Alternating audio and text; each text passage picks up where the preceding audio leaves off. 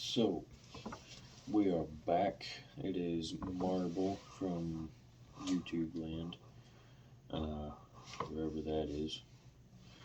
Somewhere in the Internet of Things, I suppose.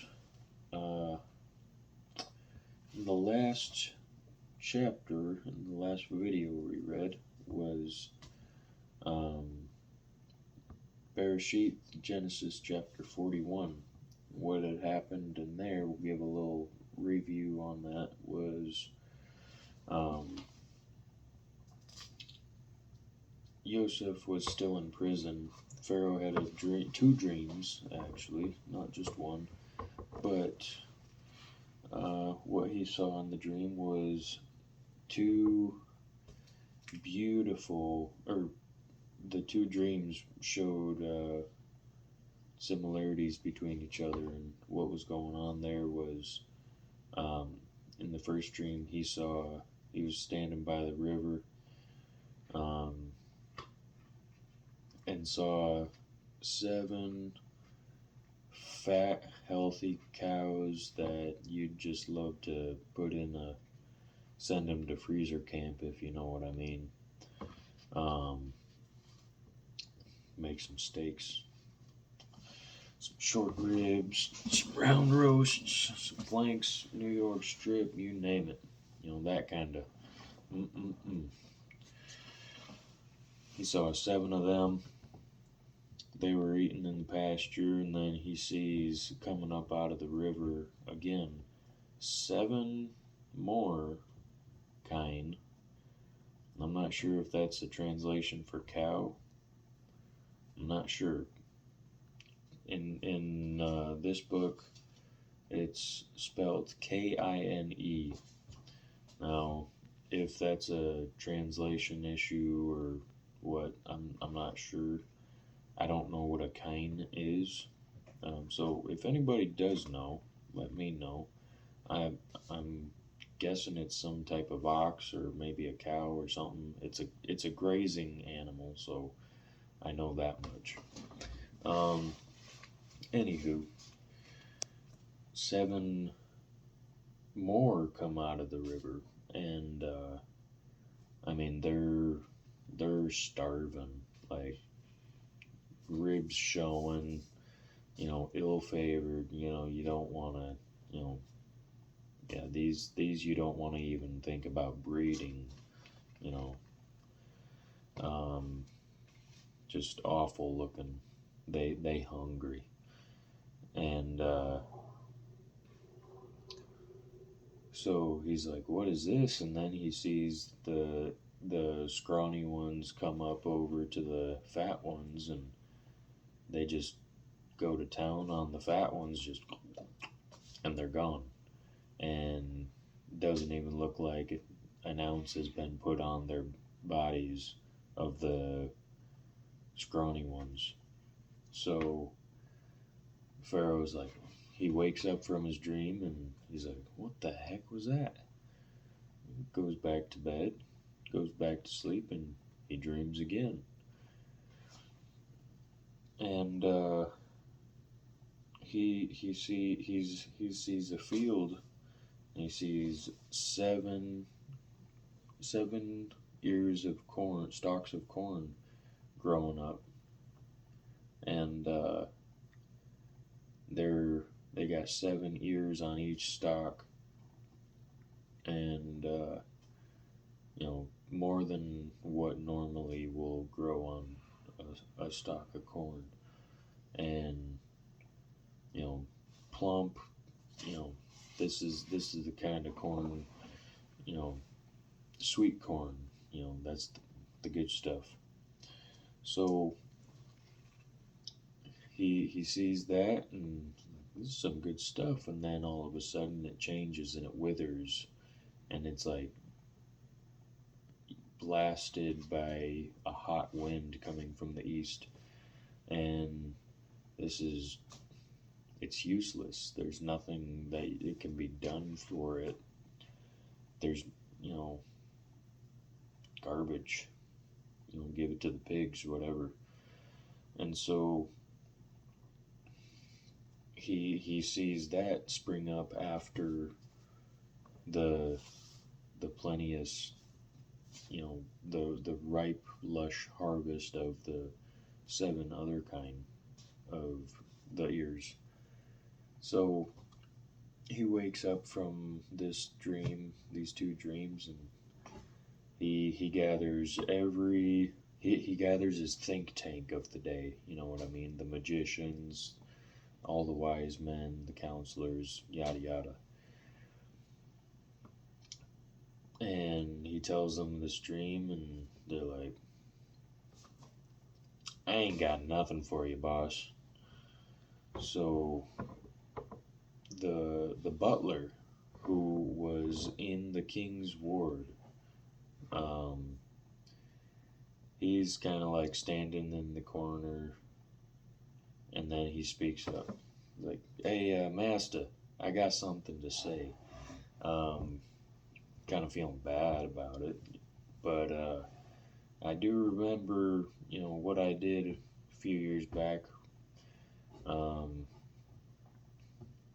and you done throw me in the prison, rightfully so, and uh, you threw me in the prison for the wine cup, and you threw the baker in for the bread that he messed up on, and um, we one evening we both had a dream, and there's this fella, one of them Hebrew fellers, uh, came and interpreted our dreams for us, and they came to pass. They happened. So this guy, I think he can help you out. And he's like, "Well, what do you mean?" He said, "Well, I dreamed a dream, and that you had restored me back to my office, and you did on your birthday when you threw that party for us." And so, but the other guy, the baker, you done hung him, and that's what he dreamt about. Um, and that's what you did. And so Pharaoh's like, "We got to get this guy. You're sure he interpreted it?" "Yeah, he done said everything, and they came to pass 3 days later." So he's thinking, "Yeah, let's call this guy in now. Like, I want him here yesterday. Get him in here now." So they bring him in. He gets himself cleaned up and presentable before the king. It's kind of an important thing to do. Um, and Pharaoh says, "So I heard through the grapevine that you know how to tell what dreams are and what they're about." He's like, "No, can't do it. But Yahweh, Elohim can, and tell me what you got." He's like, "Well, I saw some fat cows. They were looking like some delicious walking steaks that I was gonna think about throwing in the freezer, and then there was 7 other ones that I probably would have just put down just because they were so scrawny looking. They weren't worth keeping around." They come out of the river after them, and then they start chowing down on the fat ones, and there wasn't an ounce added onto their body. They looked exactly the same as what they were before they ate them. And I don't know what to tell you about that. So I woke up and was kind of weirded out by it, and calmed myself down and went back to bed. And then I had another dream that there was some really good corn growing up in the field there, and I mean, so good. This stuff was ripe. It was perfect for picking, and it had 7 ears on each stalk. Everything that I was looking at had 7 ears. It was just so. And immediately after that, I saw the stuff sprung up out of the ground, kind of looked like withered corn, and there was a there was an east wind that come out, and blasted it, and wilted and withered and died, and there was nothing left of it. And there was 7 years on that, and I didn't understand what the heck it's weirding me out. I don't know what to think about it. And Yosef says to him, "Oh boy, well, it seems like you've dreamt two dreams, but they mean the same thing.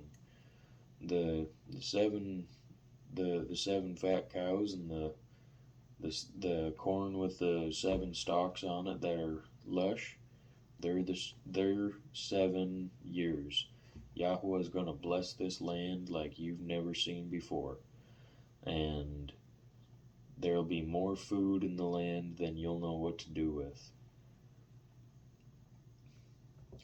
The seven scrawny cows that you saw come up after them, and the withered corn that you saw after the healthy corn that was full of life, are also 7 years.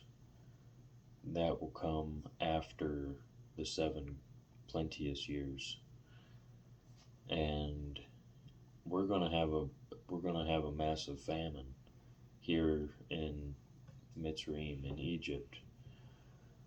And so, if I was you, Mr. King, sir, I'd put somebody in charge over all the land. Make sure they're getting what needs to be done.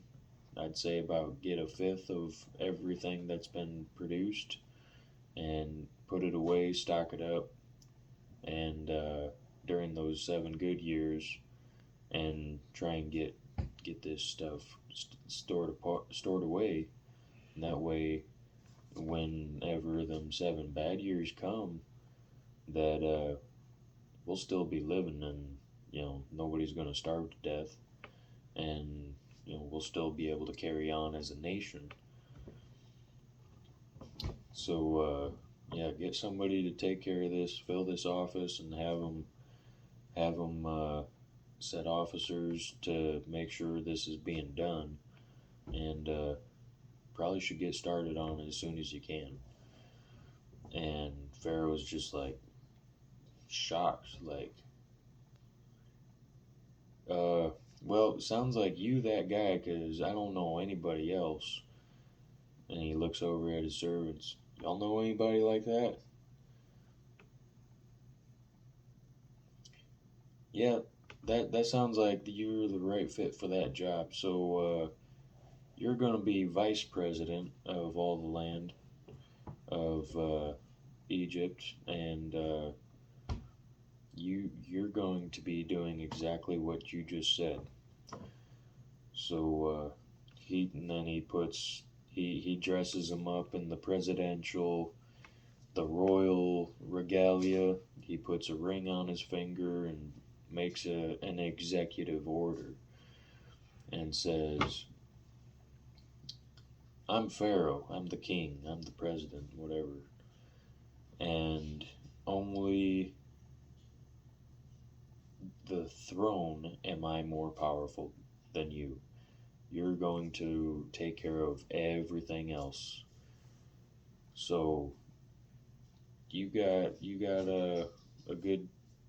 a big job to fill, ahead of you. So get to it." And so this is what happens, and he's doing his job as the king commanded him. And Pharaoh also gave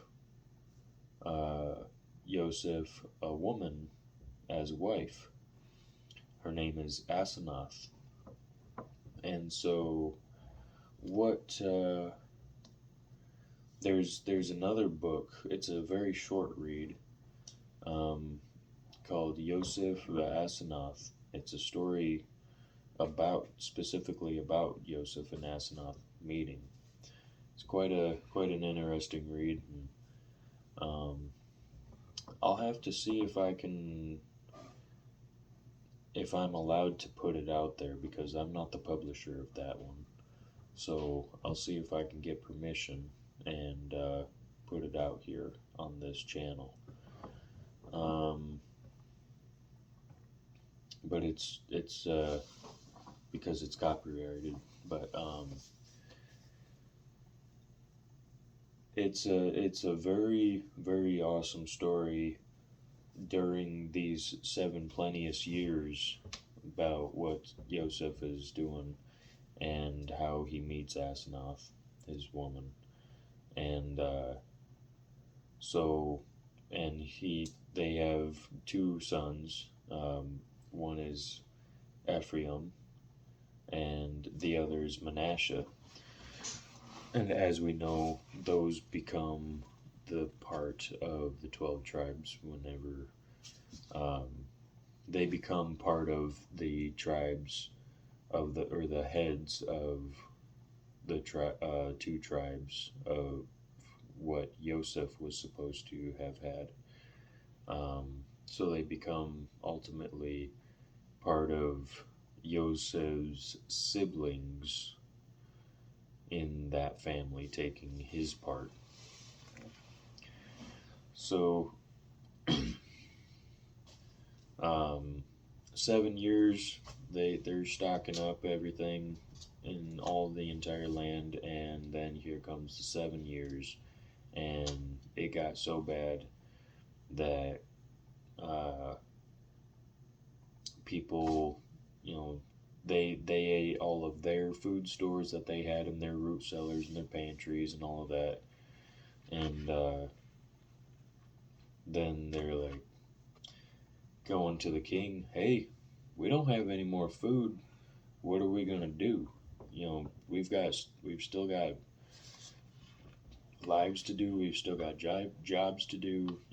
What are we gonna do for food to keep on sustaining ourselves so we can do this stuff?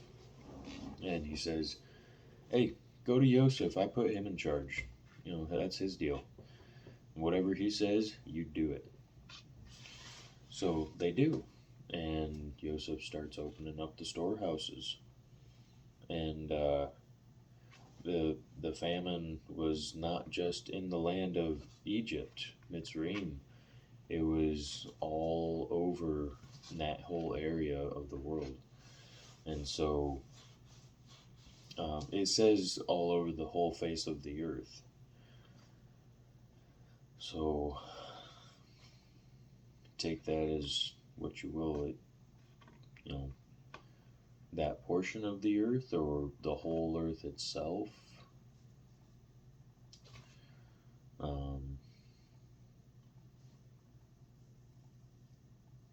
But Yosef started opening up the storehouses, and started shucking out food for money.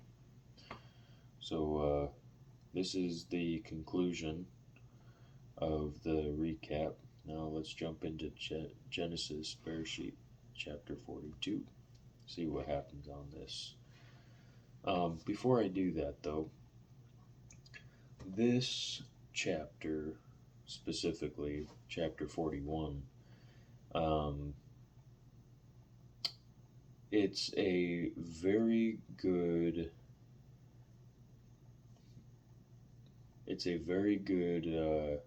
at a preparing standpoint. There's farmers, even to this day, there's homesteaders, even to this day, that use this or a similar application and apply that to their lives. So they have food in hard times, like the winter time when you don't have fruit or fresh vegetables or any of that stuff that can be stored away for months at a time and still be good and fresh. There's many vegetables. There's root vegetables. There's also many squashes that you can be used. And I don't plan to make a prepper channel of that caliber to show you, oh, this is what you do or any of that. However, it is this chapter specifically, everything that's put in it regarding how Yosef set this up, created storehouses, how we would put up pantries or cellars or set up something to where we can store food away for these hard times. And hard times be coming, people. I mean, if hopefully you ain't been living under a rock or burying your head in the sand, because if you have, wake up. And if you haven't and you've been noticing some stuff, hopefully you still got stuff in your pantry, and start making a garden if you have the ability to, or find a community garden and start doing that kind of thing. Um, get something going, because there's gonna be days where whoever creates food shortages, or if there's a real food shortage, you'll still be having sustenance to provide for you or your family or your loved ones. You'll still be able to make it. Um, so, with that being said, um, the scripture is good for many things, including being prepared. Let's jump into chapter 42. Now when Yaakov saw that there was corn in Mitzrayim, Yaakov said unto his sons, Why do you look ye upon one another? And he said, Behold, I have heard that there is corn in Mitzrayim. Get you down thither, and buy for us from thence, that we may live and not die. And Joseph's 10 brethren went down to buy corn in Mitzrayim. But Benjamin, Joseph's brother, Yaakov had sent not with his brethren, for he said, Lest peradventure mischief befall him. And the sons of Yasharel came to buy corn among those that came, for the famine was in the land of Canaan. And Joseph was the governor of the land, and he it was that sold to all the people of the land. And Joseph's brethren came and bowed themselves before him with their faces to the earth. And Joseph saw his brethren, and he knew them, but made himself strange to them, and spoke roughly unto them. And he said unto them, Whence come you? And they said, From the land of Canaan, to buy food. And Joseph knew his brethren, but they knew him not. And Joseph remembered the dreams which he dreamed of them, and said unto him, Ye are spies, to see the nakedness of the land are you come. And they said unto them, No, my lord, but to buy food are your servants come. We are all one man's sons. We are true men, your servants are no spies. And he said unto them, No, but to see the nakedness of the land you are come. And they said, Your servants are 12 brethren, the sons of one man, in the land of Canaan. And behold, the youngest is this day with our father, and one is not. And Joseph said unto them, That is it that I spoke unto you, saying, Ye are spies. Hereby you shall be proved. By the life of Pharaoh you shall not go forth hence, except your youngest brother come hither. Send one of you, and let him fetch your brother, and ye shall be kept in prison, that your words may be proved, whether there be any truth in you, or else by the life of Pharaoh you surely are spies. And he put them all together into ward 3 days. And Joseph said unto them the 3rd day, This do and live, for I fear Elohim. If ye be true men, let one of your brother be bound in the house of your prison. Go you carry corn for the famine of your houses, but bring your youngest brother unto me. so shall your words be verified, and you shall not die. And they did so. And they said to one another, We are verily guilty concerning our brother, in that we saw the anguish of his soul when he besought us, and we would not hear, therefore this distress is come upon us. And Reuben answered them, saying, Spoke I not unto you, saying, Do not sin against the child, and you would not hear? Therefore, behold, also his blood is required. And they knew not that Joseph understood them, for he spoke unto them by an interpreter. And he turned himself about from them and wept, and returned to them again, and communed with them, and took from them Shimon, and bound him before their eyes. Then Joseph commanded to fill their sacks with corn, and to restore every man's money into his sack, and to give them provision for the way. And thus he did unto them. And they laded their asses with the corn, and departed thence. And as one of them opened his sack to give his ass provender in the inn, he espied his money. For behold, it was in the sack's mouth. And he said unto his brethren, My money is restored, and lo, it is even in my sack. And their heart failed them, and they were afraid, saying one to another, What is this that Elohim has done unto us? And they came unto Yaakov their father in the land of Canaan, and told him all that befell unto them, saying, The man who is Lord of the land spoke roughly to us, and took us for spies of the country. And we said unto him, We are true men, we are no spies. We be 12 brethren, sons of our father, one is not, and the youngest is this day with our father in the land of Canaan. And the man, the Lord of this country, said unto us, Hereby shall I know that ye are true men. Leave one of your brethren here with me, and take food for the famine of your household, and be gone. And bring your youngest brother unto me. Then shall I know that you are no spies, but that ye are true men. So will I deliver you your brother, and you shall traffic in the land. And it came to pass, as they emptied their sacks, that behold, every man's bundle of money was in his sack. And when they both went and saw their father the bundles of money, they were afraid. And Yaakov their father said unto them, Me have you bereaved of my children. Joseph is not, and Shimon is not, and ye will take Benjamin away? All these things are against me.